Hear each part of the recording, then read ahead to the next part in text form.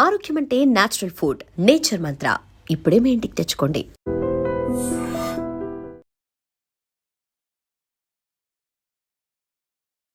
నమస్కారం, welcome to I dream. ధర్మ మార్గం విత్ విజిత కార్యక్రమానికి స్వాగతం.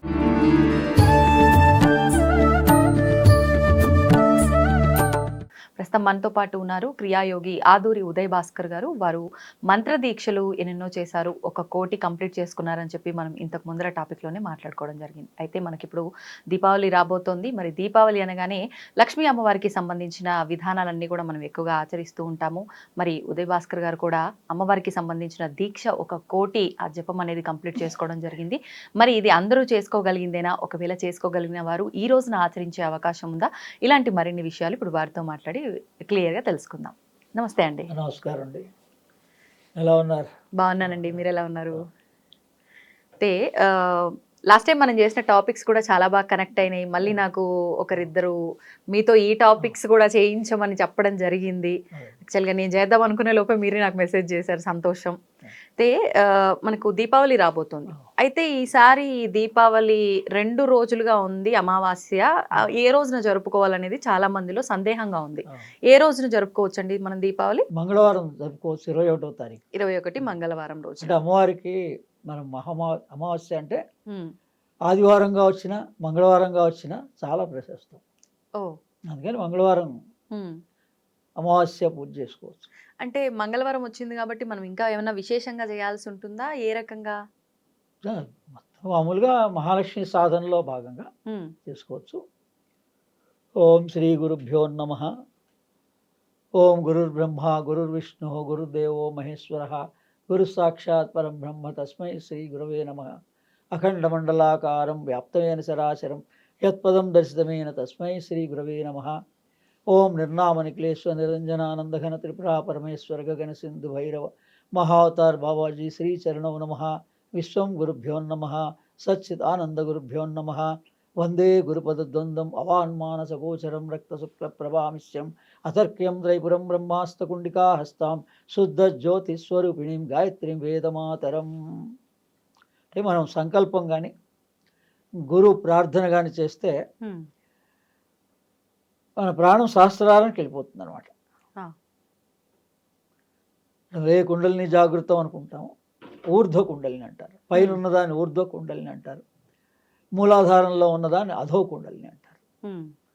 అంటే మనం సంకల్పం చేయంగానే ఎప్పుడైనా మామూలు పూజ, ఇప్పుడు దీపావళి మహాలక్ష్మి పూజ అడిగారు కాబట్టి మనం మామూలు సింపుల్గా గ్లాస్తో నీళ్లు పెట్టుకున్నా కూడా నీళ్ళని స్పృశించి అపవిత్ర పవిత్రాణం పుండరీకాక్ష పుండరీకాక్ష పుండరీకాక్ష అని 3 సార్లు ప్రోక్షణ చేసుకుంటే మన స్థూల దేహము, సూక్ష్మదేహము, కారణదేహం కూడా శుద్ధవుతుంది. అంటే ప్రతి పూజకి కూడా మామూలుగా జపం చేసుకుంటే, ఎప్పుడు జపం గాని పూజ గాని ఈ రెండింటికి. అయితే ఇప్పుడు పూజ చేస్తే మనకు అమ్మవారి అనుగ్రహం ఎక్కువగా ఉంటుందా, జపం చేస్తే ఎక్కువగా ఉంటుందంటే? అంటే పూజ కన్నా జపం ఎక్కువ, జపం కన్నా ధ్యానం ఎక్కువ. ఓకే. ఇప్పుడు పూజ చేస్తున్నప్పుడు అంటే మన కళ్ళ ముందర అన్ని కూడా ఫిజికల్ గా కనిపిస్తూ ఉంటాయి. పూజకు సంబంధించిన ద్రవ్యాలు కానివ్వండి, అమ్మవారి చిత్రపటాలు కానివ్వండి, ఎక్కువగా మనం లగ్నం చేయగలుగుతాం. మరి జపం చేయాలంటే అంత తొందరగా లగ్నం చేయలేమేమో, మరి దానికి ఏదైనా 3 రకాలుగా ఉంటుంది. ఈ మహాలక్ష్మి ఏదైనా మంత్ర సాధన, అమ్మవారి మహాలక్ష్మి సాధన ఈ ధన త్రయోదశిగా మొదట ఆరంభం అవుతోంది. అంటే ఉత్తర భారతంలో మనకి సంక్రాంతి 5 రోజుల పండుగ ఎలా జరుపుకుంటారో పెద్దది అన్నిటికన్నా, అలా ఉత్తర భారతదేశంలో దీపావళి ఘనంగా జరుపుకుంటారు 5 రోజుల పాటు. 5 రోజులు అంటే అమావాస్యకి 2 రోజుల ముందు, 2 రోజుల తర్వాత. త్రయోదశి, చతుర్దశి, అమావాస్య, పాడ్యమి, విద్య. అంటే ఈ సాంప్రదాయం సౌత్లో కూడా, తమిళనాడు వాళ్ళు కూడా ఎక్కువ చేస్తారు మనకన్నా. మన అమావాస్య ఎక్కువగా చేయరు వాళ్ళు. అమావాస్య అనేటప్పటికి వాళ్ళకి చాలా పవిత్రమైంది. ప్రతి అమావాస్య చేస్తారు వాళ్ళు, ప్రతి మాసం కూడా. అందుకని ఇప్పుడు మనకి ఇక్కడ స్పష్టంగా 5 రోజుల ప్రాముఖ్యత ఈ దీపావళి అమావాస్య రోజున మనకు తెలుస్తుంది.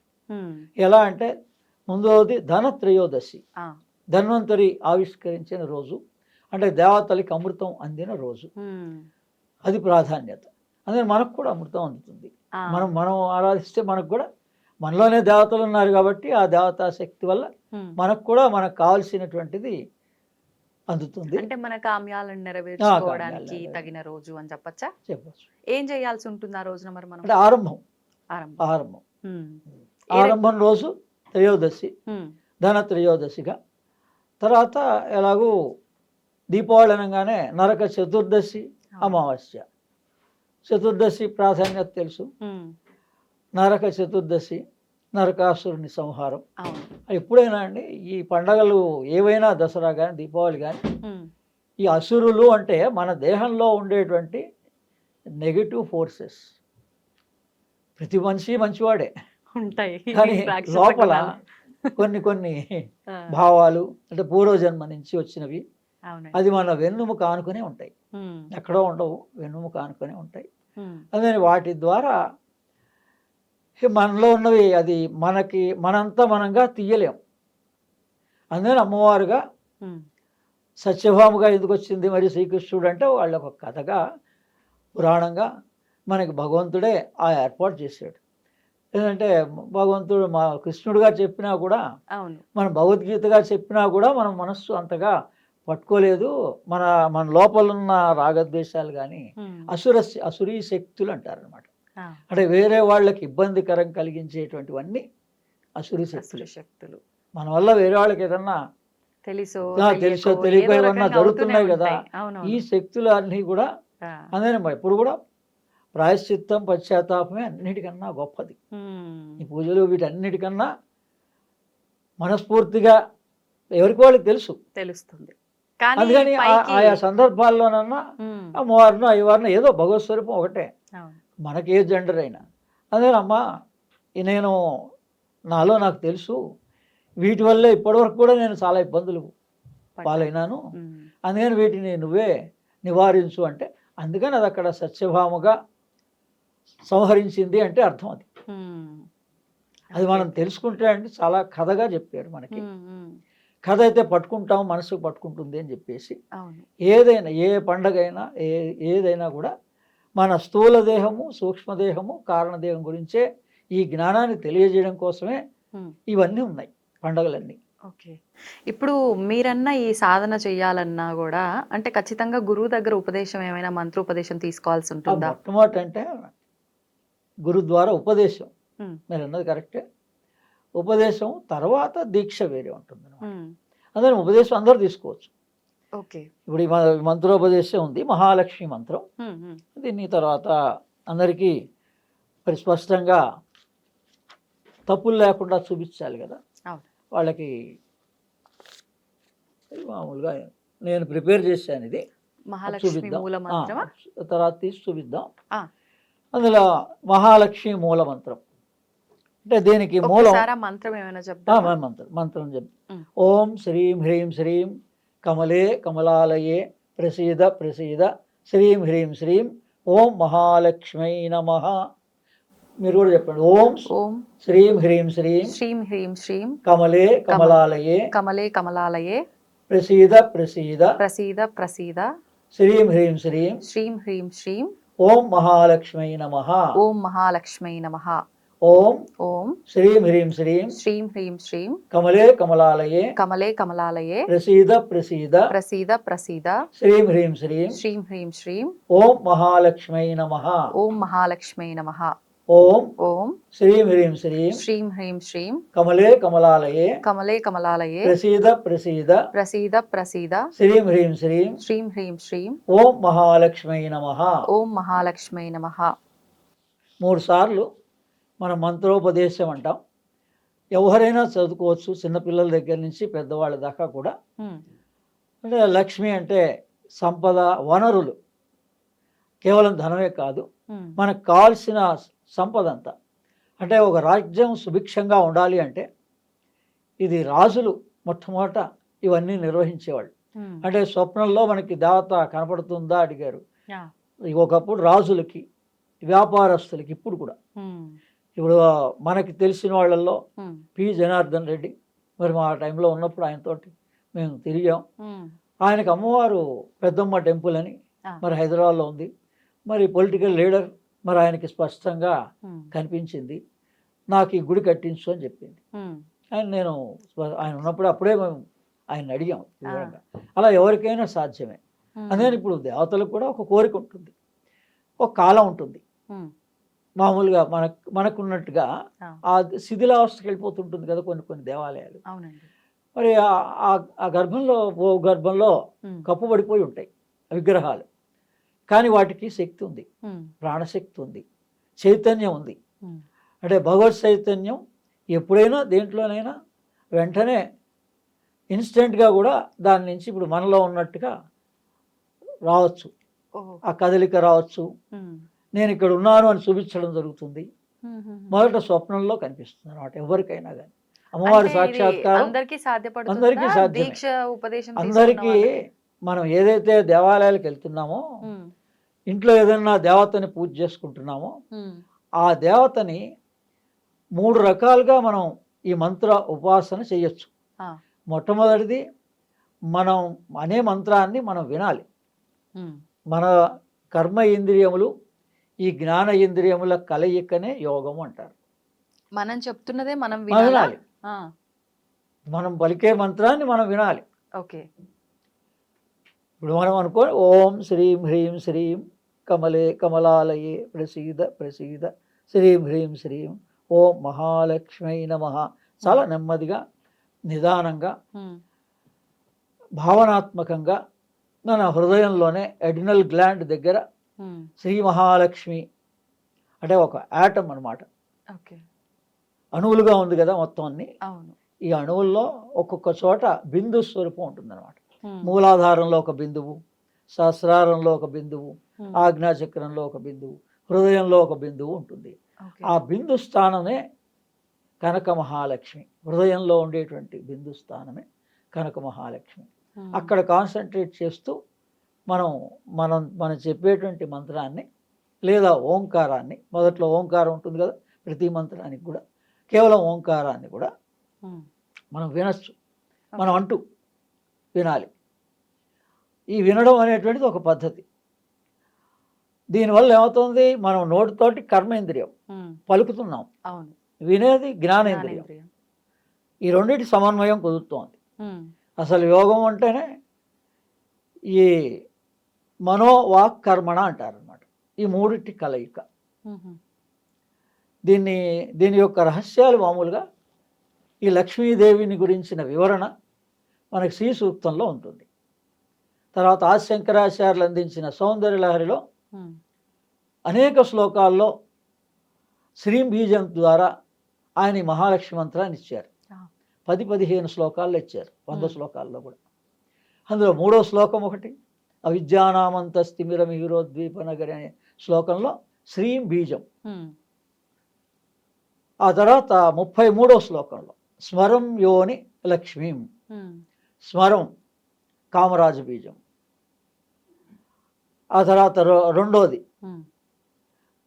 బీజం ఉంది. ఇది మొదటిది క్లీం, భువనేశ్వరి. రెండో బీజం హ్రీం, యోని అంటే. ఆ తర్వాత 3వది లక్ష్మీ బీజం, స్మరం యోని లక్ష్మీం. మొదటి పాదంలోనే 3 అక్షరాలు ఉన్నాయి. మనం చదువుతూ పోతున్నాం కానీ వాటిని ఇలా అర్థం చేసుకోగలిగితే చాలా అంతరార్థం ఉంటుంది. అందుకని 32వ శ్లోకము 33వ శ్లోకము సౌందర్యలహరిలో పంచదశి మంత్రాన్ని నిక్షిప్తం చేశారు ఆదిశంకరాచార్య. అంటే మొత్తం అంతా ఎలాబరేట్గా మనం ఆ శ్లోకాన్ని అంతా వివరంగా తెలుసుకుంటే పంచదశి మంత్రం వస్తుంది. అందుకని మంత్రదీక్ష తీసుకోలేని వాళ్ళు కూడా ఈ శ్లోకాన్ని చదువుకోవచ్చు. ఏ నియమాలు ఉండవు శ్లోకాన్ని చదువుకోవడానికి. స్తోత్రం కానీ శ్లోకం కానీ చదివితే మన శోకం దూరం అవుతుంది అని అర్థం. మనకున్నటువంటి దుఃఖం కానీ ఇబ్బందులు కానీ తొలగుతాయి అని అర్థం. అది బీజాక్షరం, శ్రీం బీజాక్షరం కాబట్టి అందులోనే ఉంటుంది. ఆ శ్లోకంలోనే ఈ బీజాక్షరాన్ని ఇన్ని రోజుల పాటు మీ అవసరానికి ఇలా చదువుకోండి అని ఉంటుంది. ఎన్ని రోజులు అనేది ఎవరికి వారు సంకల్పం చేసుకోవాలా? దాంట్లో రాసి ఉంటుంది. ఏ శ్లోకానికి ఆ శ్లోకంలో కింద ఫలశ్రుతి, దీన్ని ఎలా ఆచరించాలి, అమ్మవారికి ఏం నివేదన చేయాలి ఒక్కోదానికి. సామాన్యంగా మహాలక్ష్మి దేవతకి పాయసాన్నము, తేనె, ఒక తేనె డ్రాప్ పాయసంలో చిన్న కప్పులో మనం అమ్మవారికి నివేదన చేసి దాంట్లో ఒక చుక్క తేనె వేస్తే అమ్మవారికి ప్రీతి, లక్ష్మీదేవతకి. అంటే ఆమె వనరుల్ని సమకూరుస్తుంది. అంటే ఆ రాజకీయ నాయకులకి మొట్టమొదట వ్యాపారస్తులు చేస్తారు, రాజకీయ నాయకులు కూడా. వాళ్ళకేంటంటే ఈ మహాలక్ష్మి సాధనతో పాటుగా ఒక అధ్యాయం భగవద్గీత, ఒక అధ్యాయం భాగవతం, ఈ రెండు కనుక మనం సమాజంలో చాలామంది అందరూ గ్యాదర్ అవుతారు, లేడీస్ వాళ్ళంతా. వాళ్ళు రాజకీయ నాయకులను పిలిస్తే వచ్చేస్తారు, ఎక్కడ పబ్లిక్ ఉంటే అక్కడ ఎలాగొస్తారు. అక్కడ నార్త్లో ఈ సాంప్రదాయం ఎక్కువగా ఉంది. భాగవత సప్తాహాలను చేస్తూ ఉంటారు. అలా ఏంటంటే భాగవతంలో ఒక అధ్యాయం, ఒక రోజులో ఒక అధ్యాయం చాలు, భగవద్గీత ఒక అధ్యాయం, ఈ రెండు పారాయణ చేయించి ఈ మహాలక్ష్మి సాధన చేయిస్తే రాజకీయంగా వాళ్ళకి మార్పు వస్తుంది. మొదట రాజకీయ నాయకులు బాగుంటే సాహితీవేత్తలు, తర్వాత వ్యాపారస్తులు, శాస్త్రజ్ఞులు, సమాజంలో 3 వర్గాల వాళ్ళు ప్రాధాన్యత చెందిన వాళ్ళు ఉంటారు.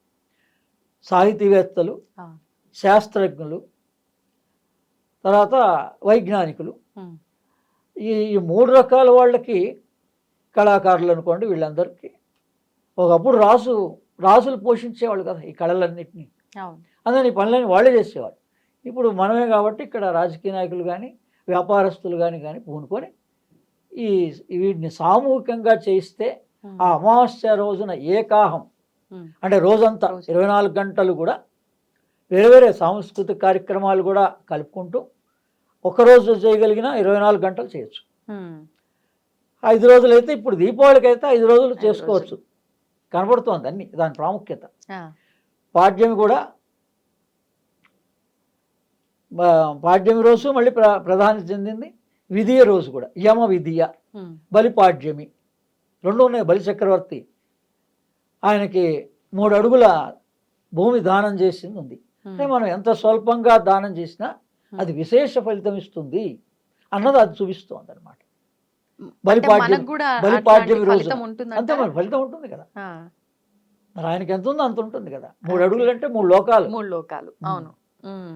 3 అడుగులు మనం అంటే ఒక 3% మనం దానం చేస్తే దాన్ని 100%, 1000% కూడా ఫలితాన్ని పొందొచ్చు. అంటే దానానికి అంత ప్రాముఖ్యత ఉంది. ఆ రోజున మనం ఏదో తోచింది దానం చేయాలి అని అర్థం. ప్రత్యేకించి ఇది దానం చేయాలని ఏమైనా ఉందా? ఏదైనా పర్వాలేదు, మన స్తోమతను బట్టి, ఎవరి మనస్థితిని బట్టి అలా చేసుకోవచ్చు. అందుకని వీటిని నేను మామూలుగా సామూహికంగానే దీక్షలు ఇస్తూ ఉంటా. ఇవి మరి జపం చేసిన తర్వాత హోమం చేసుకోవాలి, దశాంశం హోమం చేసుకోవాలి. అంటే 1,00,000 జపం చేసామనుకోండి, దాంట్లో దశాంశం హోమం చేస్తారు. ఓ 10,000 స్వాహ అని అదే మంత్రాన్ని దశాంశం హోమం, దశాంశం తర్పణం ఉంటుంది. ఏ మంత్రానికైనా అదే రూల్ ఉంటుంది. అలా చేసుకుంటే పూర్ణాహుతి. అందుకని అది నేను 2 చోట్ల సిటీలో కండక్ట్ చేస్తూ ఉంటాం. మా పెద్దమ్మగారి దేవాలయం ఉంది బేగంపేటలో, మన్నవ రాజరాజేశ్వరి అమ్మవారిది. దాన్ని అన్ని యూట్యూబ్లో, గూగుల్లో కొడితే చాలు. మనం అడ్రస్ల కోసం ఎవరిని ఫోన్ కూడా చేయక్కర్లేదు. ఈ 2 ప్లేసెస్కి మెథడిస్ట్ కాలనీలో వైష్ణవి మెడికల్స్ అని కొడితే బేగంపేట, అది శివం ఉంది బేగంపేటలో, అది దాటిన తర్వాత వాకబుల్ డిస్టెన్స్లో మెథడిస్ట్ కాలనీలో ఎవరిని అడిగినా చెప్తారు. అక్కడ ఒక చోట నిర్వహిస్తూ ఉంటాం. తర్వాత రెండోది మల్లికార్జున స్వామి దేవాలయం గడ్డన్నారం దగ్గర ఉంది. దాన్ని గూగుల్లో మనం సెర్చ్ చేసినప్పుడు కరణ్ బాగ్ సైదాబాద్ మల్లికార్జున స్వామి దేవాలయం కొడితే వస్తుంది. ఆస్మాన్ గార్డ్ కరెంట్ ఆఫీస్ దగ్గర ఉంది అనమాట. అదే ఇవాళ భగవంతుడు మనకు అన్ని ఏర్పాట్లు చేసాడు. ఎవరిని మళ్ళీ ఫోన్లు చేసి డిస్టర్బ్ చేసి ఇది ఎక్కడండి అడ్రస్సు అని అడగక్కర్లే. లేదా ఎవరైనా సామూహికంగా కొంతమంది గ్యాదర్ అయితే వాళ్ళ దగ్గరికి ప్రతి అమావాస్యకి వచ్చి నేను సాధన చేయిస్తా, వాళ్ళ హోమం కూడా చేయిస్తా.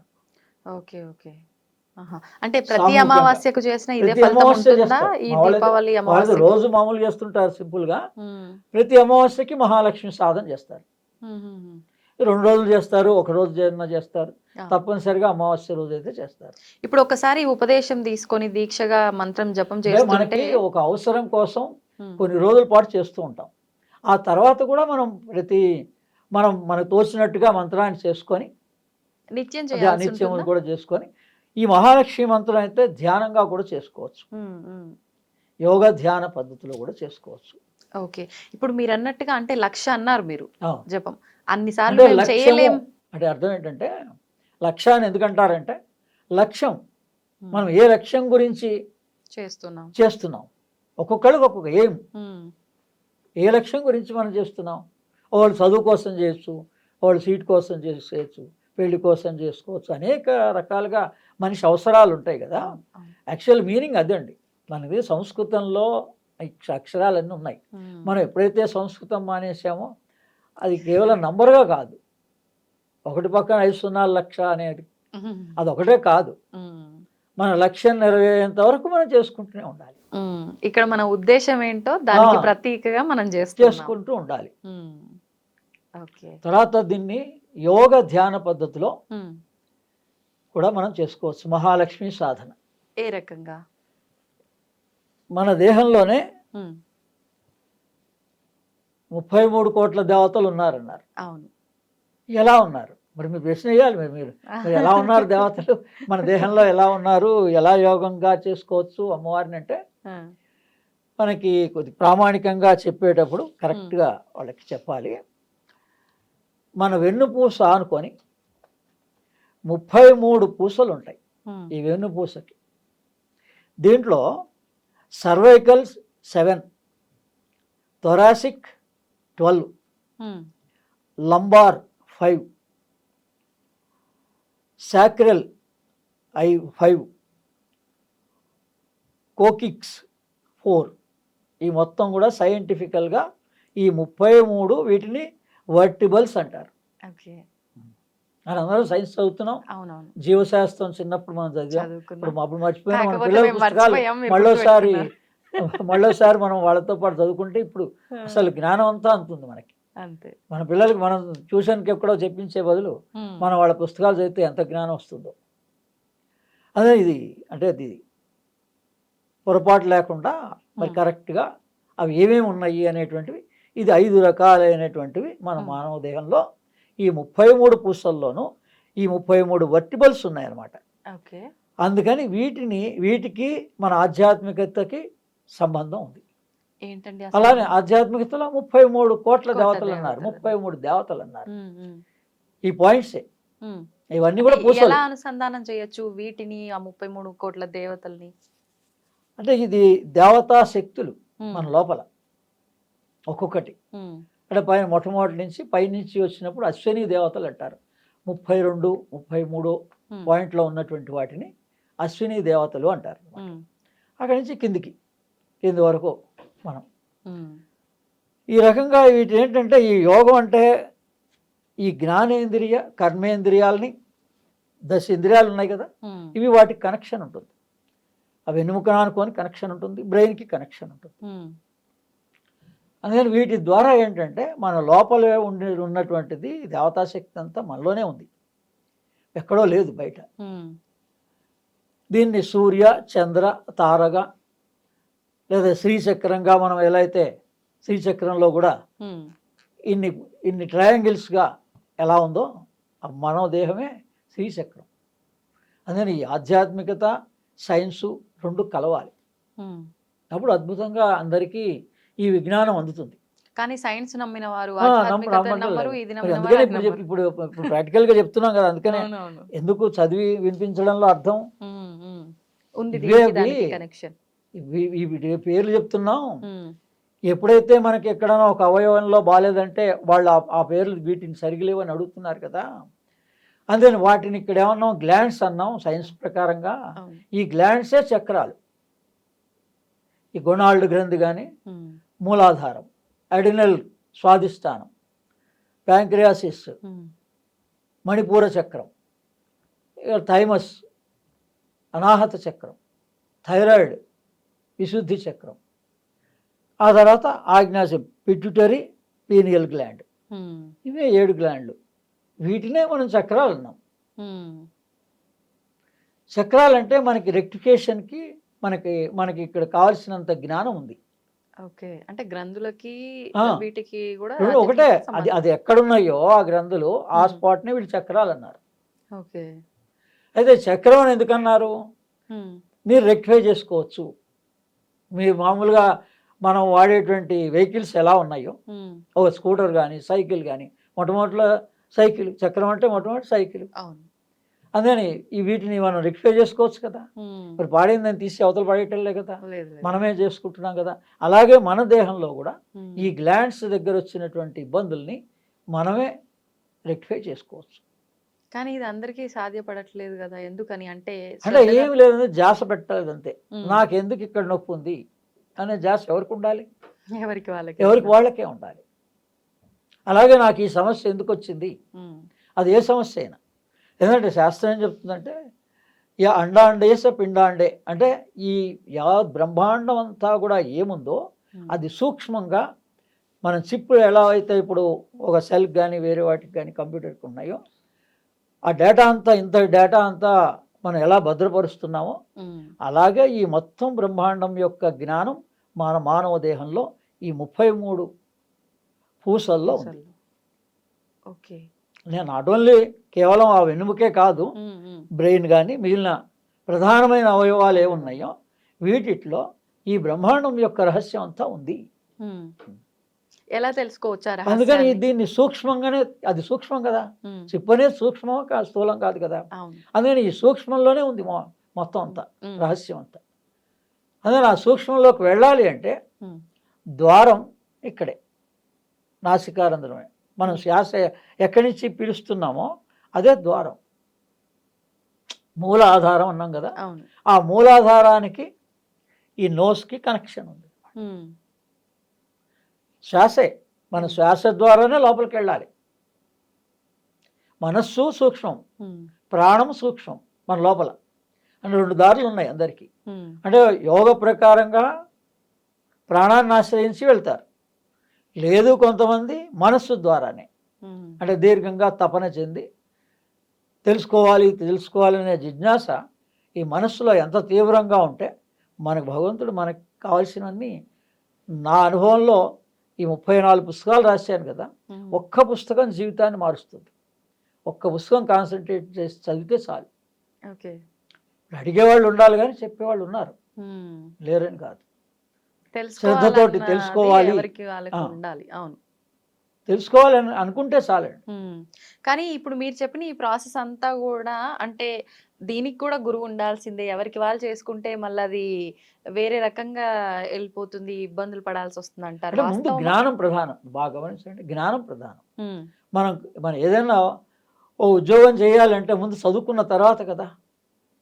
ఉమ్, అలాగే ఈ ఆధ్యాత్మికలో కూడా మనం ఎంత చదువుకుంటే మనకు అంత నిర్భయంగా, భయం లేకుండా, సందేహం లేకుండా ఒక గురువుగా, అది ఎవరు రాశారో ఆ పుస్తకం రాసిన వాళ్ళని గురువుగా భావించవచ్చు. ఉమ్, లేకపోతే మనకి ఎవరన్నా తెలిసిన వాళ్ళని కూడా ఉమ్. వాళ్ళ దగ్గరికి ఈ పుస్తకం తీసుకెళ్ళి మీరు చెప్పండి దీని గురించి వివరం అని అడగచ్చు.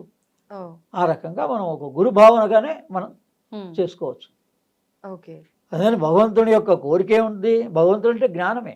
ఆ. సత్యం జ్ఞానం అనంతం బ్రహ్మ.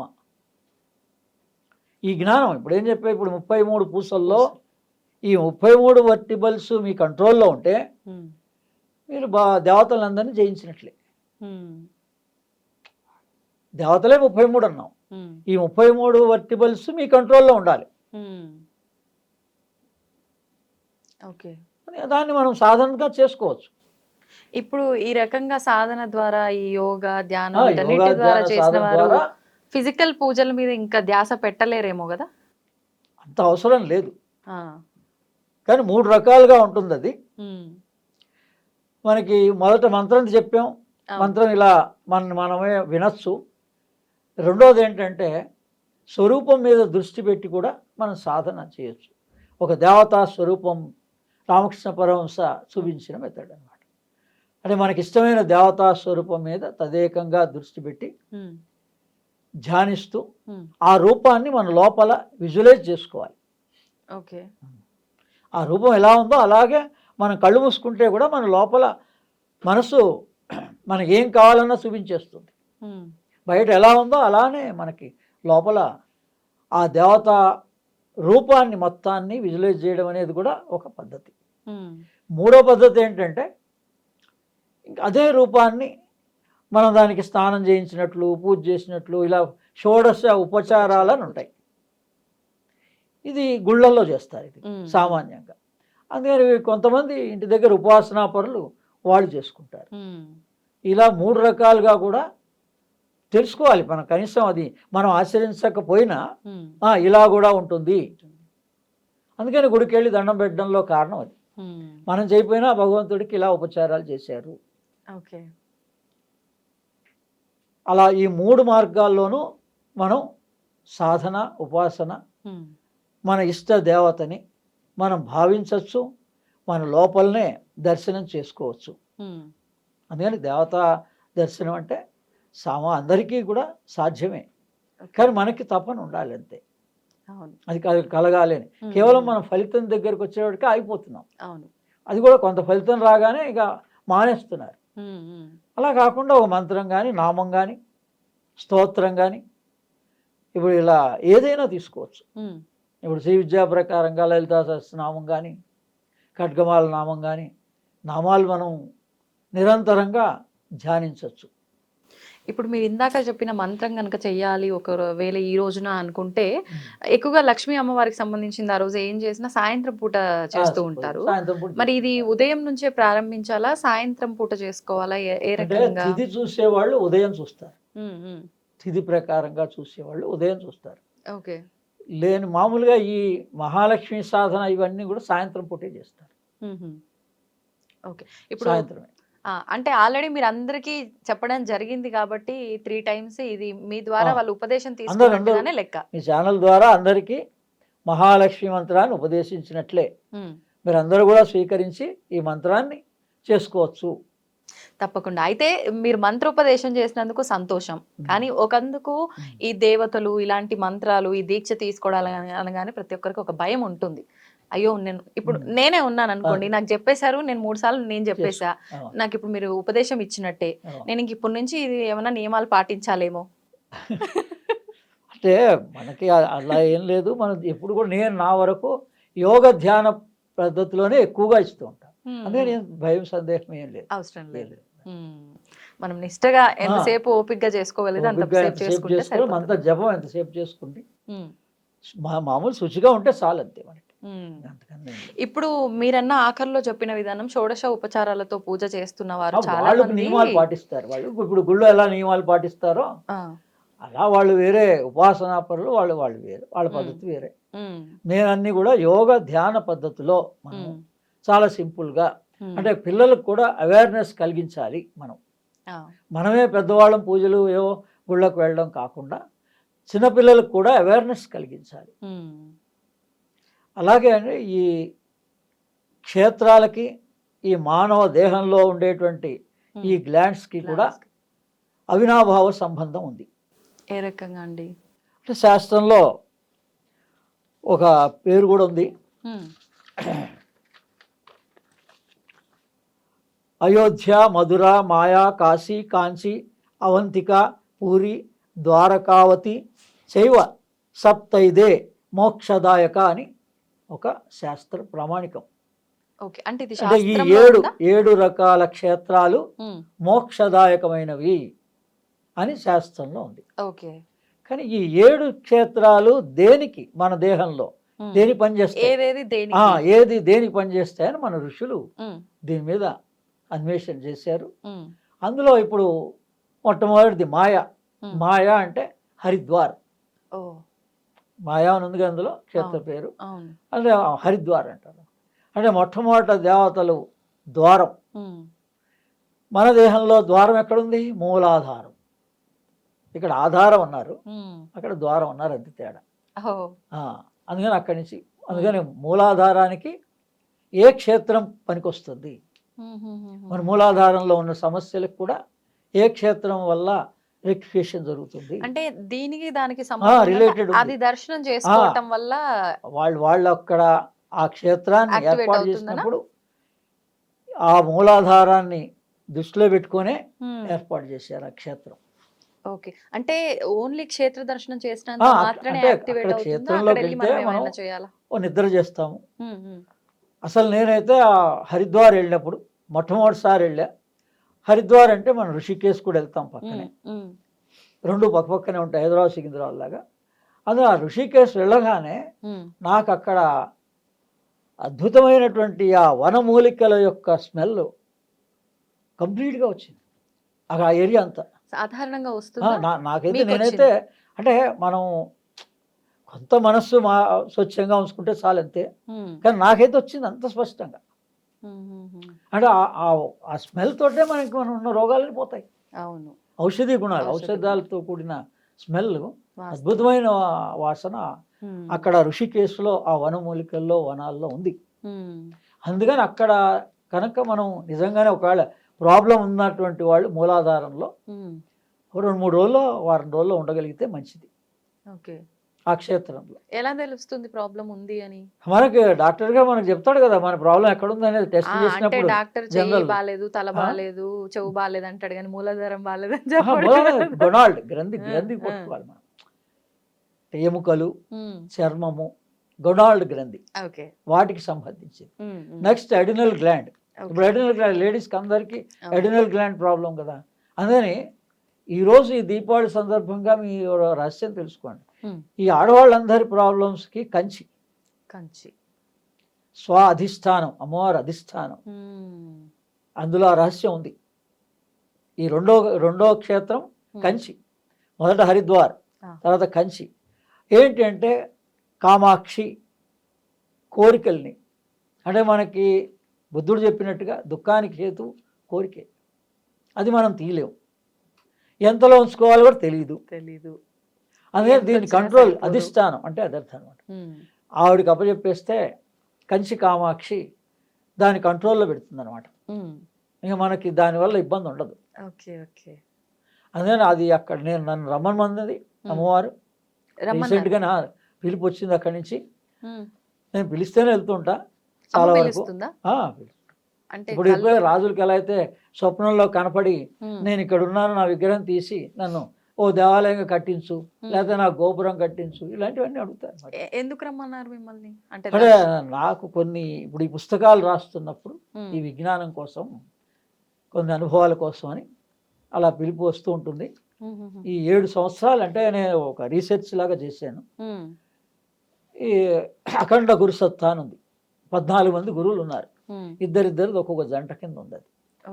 అందులో భాగంగా ఒక్కొక్కసారి ఒక్కొక్క సంవత్సర కాలం పాటు, ఒకరోజు కాదు, ఒక సంవత్సర కాలం పాటు నేను అన్వేషణ చేశాను ఒక్కొక్క దాన్ని. అంటే రమణ మహర్షి అరుణాచలం ఉందనుకోండి, ఒక సంవత్సర కాలం పాటు అన్వేషణ చేశాను.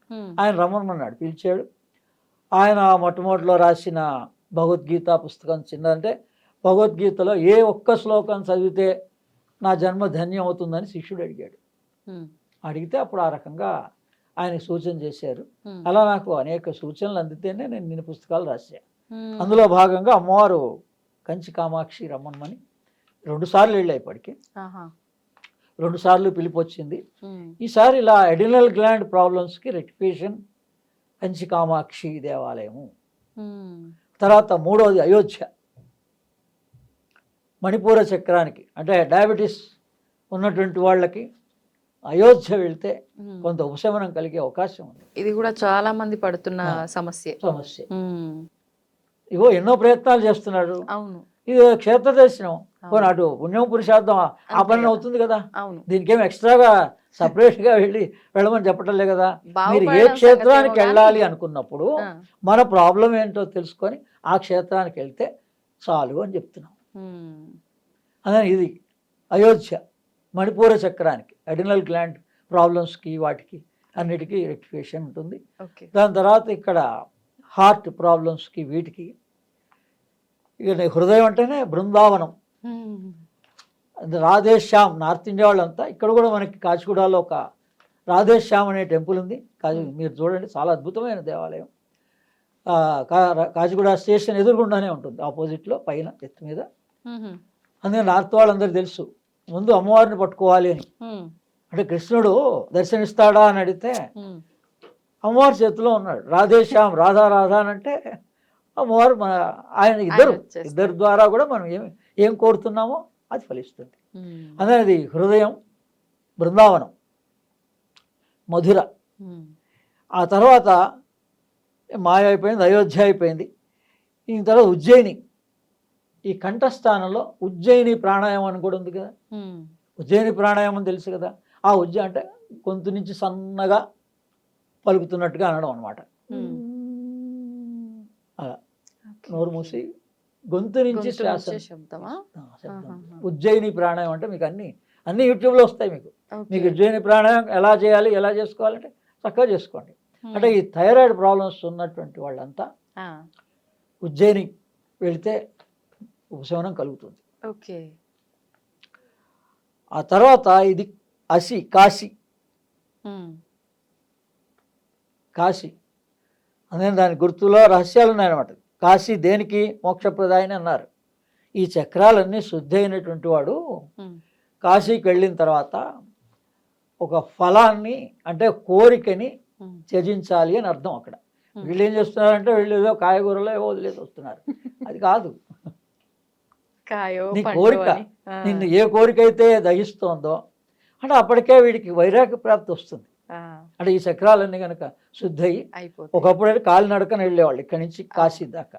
అందుకని ఇంకా నాకు మోక్షమే కావాలి అని అన్నాయి. సరే ఏదో జిజ్ఞాస మొదట చూడాలని ఉండొచ్చు, తర్వాత వెళ్ళిన తర్వాత కావాలని ఉండొచ్చు. అందుకని ఏంటి, నీకు ఏది ఇష్టమో ఆ ఇష్టాన్ని వదిలేసి, ఇష్టం వల్లనే కష్టాలు వస్తున్నాయి మనకి. అందుకని అది కాశీ అనేటువంటిది ఆజ్ఞాచక్రం, పిట్యూటరీ గ్లాండ్కి సంబంధించిన ప్రాబ్లమ్స్ అన్నీ రెక్టిఫికేషన్ అవుతాయి. ఓకే. ఇంకా ఇది కూడా అయిపోయింది. ఇంకా చివరిది కాశీ, పూరి, ద్వారక. చిట్ట చివరిది ద్వారక. శ్రీకృష్ణుడు ద్వారకా నగరంలోనే దేహాన్ని వదిలేసాడు. నిదర్శనం చూపిస్తున్నారు.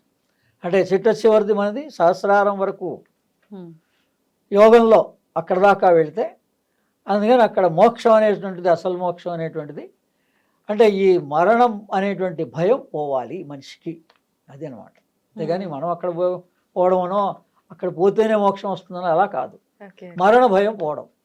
అందుకని ద్వారక దగ్గర ఆ శ్రీకృష్ణ పరమాత్మ ద్వారా మనం ఆ క్షేత్రాన్ని కనుక దర్శనం చేసుకుంటే మనకి ఈ రకంగా ఈ మానవ దేహంలోనే ఈ 7 చక్రాలకి సంబంధించిన 7 క్షేత్రాలు మన ఋషులు ఏర్పాటు చేశారు. మరి అవన్నీ కూడా సిద్ధక్షేత్రాలు కదా, ఆ 7 కూడా సిద్ధక్షేత్రాలు. ఇంతటి రహస్యం ఈ రకంగా మనకి అంటే మన ఆధ్యాత్మిక ప్రయాణం హరిద్వార్లతో ఆరంభం చేసి ద్వారకతో ముగించాలి. ఒకవేళ అంటే ఈ 7 దర్శించుకోవాలనుకున్న వారు మీరు చెప్పిన ఆర్డర్లోనే దర్శించుకుంటే చాలా మంచిది. Okay okay. దాని మీద కాన్సన్ట్రేట్ చేస్తూ ఆయా పదార్థాలు స్వీకరిస్తూ అక్కడక్కడ ఏమేమి పదార్థాలు తీసుకోవాలో చెప్పాం కదా.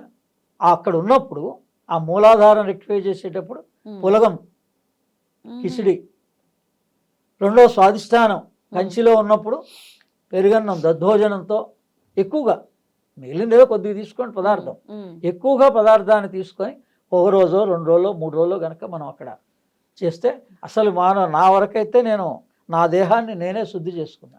మీరు వెళ్ళొచ్చారా? నేను అంటే అక్కడ దాకా వెళ్ళలేను, యోగంలోనే ఇక్కడే కూర్చొని చేసుకున్నా. తర్వాత ఇప్పుడు అవి శాస్త్రం చదివిన తర్వాత అన్నిటికి వెళ్ళలేదు. నా వరకు నేను ఇంటి దగ్గరనే ఉండి, అంటే మానసిక స్థితి మారాలంటే అన్నింటికి దీనికి ముఖ్యం, అంతే కదా. ఇది ఎలా మారుతుంది అన్నది కూడా మనకి గురువులు వాళ్ళ అనుభవపూర్వకంగా చూపించారు, మార్గదర్శనం.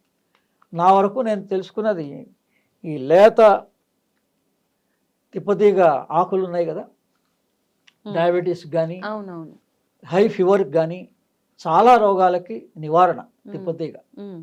అందుకని దాన్ని లేత ఆకుల్ని కనుక మనం కొన్ని రోజుల పాటు 1 వారం తీసుకొని మళ్ళీ గ్యాప్ ఇవ్వాలి, 2-3 రోజులు మళ్ళీ తీసుకోవాలి.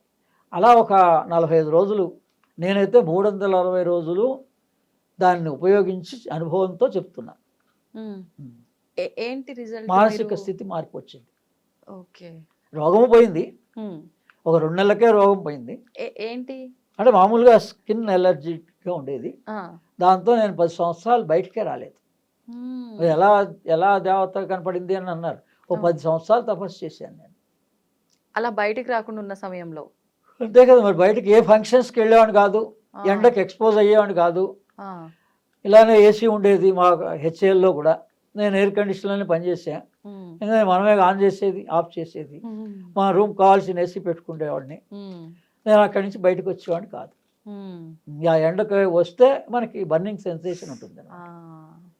ఇప్పుడు ఫారినర్స్ మన దగ్గరికి వస్తే ఎలా బాధపడతారో అలా మామూలుగా ఏం కనపడలేదు, మామూలుగా ఏం మనకేం ఇబ్బంది కానీ కాదు.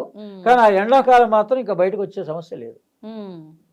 ఒకరోజు వచ్చి బర్న్ అయినా దాని ఎఫెక్ట్ చాలా రోజులు బాధపడాల్సి వచ్చేది. డాక్టర్ దగ్గర పోతే యాంటీబయాటిక్సే కంటిన్యూగా 3 పూట్ల 500 mg ఇచ్చేవాడు, పొద్దున సాయంత్రం. అందుకని అవన్నీ మందులు మానేసి నేను యోగాభ్యాసంతో నేను నా శరీరాన్ని నేను ఎప్పుడైతే బాగుపరుచుకున్నానో అప్పటి నుంచి నేను ఆ ఇంట్రెస్ట్ తోటి వేరే వాళ్ళ గురించి కూడా, ఇప్పుడు మా ఫాదర్కి ఒక కాంప్లికేషన్ వచ్చింది, ఆయన గురించి ఏంటి రీజను తెలుసుకున్నా. అలా అన్నిటి గురించి ఇప్పుడు చెప్పాం కదా, మొత్తం అన్నిటికీ ఉంది. అంటే అలా పదార్థం కూడా, అంటే ఆహారంలో కూడా కొంత మార్పు తెచ్చుకొని మనం ఈ క్షేత్రాల్లో దర్శనం చేస్తున్నప్పుడు నియమాలు కొన్ని పాటిస్తూ ఉంటే మనకు కావాల్సిన ఉపశమనం ఖచ్చితంగా కలుగుతుంది. ఆ నియమాలు ఏంటండి? ఇవి ఆహార నియమాలు, మీరు చెప్పిన ఆహార నియమాలు అవన్నీ. ఓకే. మూలాధారంలో కిచిడి అంటారు, అన్నము పెసరపప్పు. ఈ స్వాదిష్టానానికి వచ్చేటప్పటికల్లా పెరుగన్నం. ఈ మణిపూర చక్రంలో వచ్చేటప్పటికల్లా ఈ బెల్లంతో తీసుకుంటే అన్నం, గుడాన్నం. ఓకే. దాని తర్వాత అనాహతం దగ్గరికి వచ్చేటప్పటికి వెన్నతో అన్నం, నెయ్యి కానీ వెన్నతోటి కానీ అన్నం ఎక్కువగా. దాని తర్వాత ఇక్కడ పాయసాన్నం విశుద్ధి చక్రం దగ్గర, ఇక్కడ పులిహోర ఆజ్ఞాచక్రం దగ్గర. ఇంకా ఈ తర్వాత ఏమో మళ్ళీ అన్ని పదార్థాలు కలిపింది చివర్లో. ఈ విధంగా ఆహారం సింపుల్గా, ఇది సైన్స్గా నేర్చుకోండి, మన బాడీని మనం రెక్టిఫై చేసుకోండి. ఈ దేవతలు కానీ, ఈ క్షేత్రాలు కానీ, ఈ మంత్రం కానీ, పూజ కానీ మనం సంతోషంగా ఆనందంగా యోగ ధ్యాన పద్ధతిలో ఆచరించుకుంటూ పోవాలి. అంతేగాని ఎవరో చెప్పిన భయాలకి, ఎవరో చెప్పిన సందేహాలకి, ఎందుకంటే వాళ్ళు మీరు అన్నట్టుగా ఈ సైంటిఫికల్ ఇన్ఫర్మేషన్ ఏమో వీళ్ళు తీసుకోలేదు, వీళ్ళ ఆధ్యాత్మికమైన విజ్ఞానాన్ని ఈ సైన్స్ వాళ్ళు తీసుకోలేదు. అందుకని ఇప్పుడు ఎవరు హిమాలయన్ మాస్టర్స్ కోరేది ఏంటంటే science and spirituality should combine. అందుకని ఈ ప్రయాస వాళ్ళు ఎప్పటి నుంచో పడుతున్నారు. ఎక్కిరాల కృష్ణమాచారి గారి దగ్గర నుంచి కూడా అనేక మంది గురువులంతా ఈ ప్రయత్నం చేశారు. 8 సార్లు విదేశీయానం చేశారు ఆయన. వెస్ట్ జర్మనీ వెళ్ళి మనకి ఈ రోజున మనకన్నా ఎక్కువగా గాయత్రి మంత్రాన్ని, హోమాల్ని ఆచరిస్తున్నది జర్మనీ దేశం. గాయత్రి హోమం చేస్తున్నారు, గాయత్రి మంత్రం చేస్తున్నారు. సంస్కృతం కంపల్సరీ లాంగ్వేజ్ లాగా వాళ్ళు అందరూ నేర్చుకుంటున్నారు జర్మనీలో. మనం మన సంస్కృతి మన కనీసం ఇప్పుడు మనం పిల్లలకైనా నేర్పితే ఈ విషయాలన్నీ వాళ్ళకన్నా ఆరోగ్యవంతమైన జీవితం, ఆనందకరమైన జీవితం, భగవంతుడిచ్చిన 100 సంవత్సరాలు కూడా పూర్ణాయుష్తో ఉండొచ్చు. అది మన చేతుల్లో, అది మన చేతిలో ఉంది. Health is in your hand, wealth is in your hand, everything is in your hand. అలా మహాలక్ష్మి సాధనలో చాలా వివరాలు ఉన్నాయి. శ్రీ సూక్తం పాటించండి. హిరణ్యవర్ణాం హరిణీం సువర్ణరజతశ్యామని, అందులోనే 6వ శ్లోకంలో ఆదిత్యవర్ణాం తపసోజాతో వనస్పతి స్తవ బిల్వహ అని వృక్షం గురించి ఉంటుంది. అంటే అమ్మవారు అంటే వృక్షమే, బిల్వ వృక్షం. బిల్వ వృక్షం కింద మనం కనుక ఈ జపం చేస్తే విశేష ఫలితాలు వస్తాయి. ఇప్పుడు ఆ మల్లికార్జున స్వామి గుళ్ళో విశేషంగా అక్కడ బిల్వవృక్షం కూడా ఉంది. అక్కడ ఈ జపం కూడా ఆ చెట్టు దగ్గర చేస్తూ ఉంటారు సాధన, అప్పుడు అమావాస్యకి. ఈ విధంగా లక్ష్మి అంటే వృక్షానికి ప్రాధాన్యత ఇవ్వండి. ఫస్ట్ బిల్వ వృక్షానికి. హోమం చేసేటప్పుడు కూడా తేనెతో కలిపిన బిల్వ వృక్షంతో హోమం చేసుకుంటే విశేష ఫలితం ఉంటుంది. తర్వాత ఈ తామర పూసలతోటి జపమాల ఆ. చేస్తే విశేష ఫలితం ఉంటుంది లక్ష్మీ సాధనకి. ఓకే. ఇప్పుడు తేనెతో కూడిన బిల్వ వృక్షం బిల్వ అన్నారు. బిల్వ ఆకులు బిల్వ బిల్వ పత్రాలు ఉంటాయి. తేనెలో- బిల్వ పత్రాలని తేనెలో ఇలా ముంచి ఊరికే అమ్మవారి దగ్గర హోమంలో వేస్తారు. హోమంలో హోమం చేసేటప్పుడు. హోమం చేసేటప్పుడు ఓకే ఓకే. ఇలా చేయడం వల్ల ఏంటి ఫలితం అండి? ఆ శ్రీ సూక్తంలో ఉంది ఆ రహస్యాలన్నీ. ఆహాహా. ఓకే. అదే ఒకటే చదివాం ఆ. సమయ సందర్భంగా. అలా శ్రీ సూక్తం గురించి తెలుసుకోండి. ఒకసారి శ్రీ సూక్తం గురించి కూడా మనం సపరేట్గా వీడియో మాట్లాడదాం. చేద్దాం. తప్పకుండా అండి. సంతోషం అండి. నిజంగా చాలా కొత్త కొత్త విషయాలు నేనైతే ఈ రోజు మీ నుంచి తెలుసుకోవడం జరిగింది. ముఖ్యంగా మీరు చెప్పిన గ్రంథులకి క్షేత్రాలకి ఇది కానివ్వండి, ఆ మంత్రం కానివ్వండి, చాలా అలా అద్భుతమైన వెన్నుపూసలో విషయం. ఉన్న 33 33 పూసలకి కోట్ల దేవతలు. దేవతలకి కూడా సంబంధం ఉంది. చాలా అద్భుతమైన కంటెంట్ నిజంగా. ధన్యవాదాలండి. సంతోషం.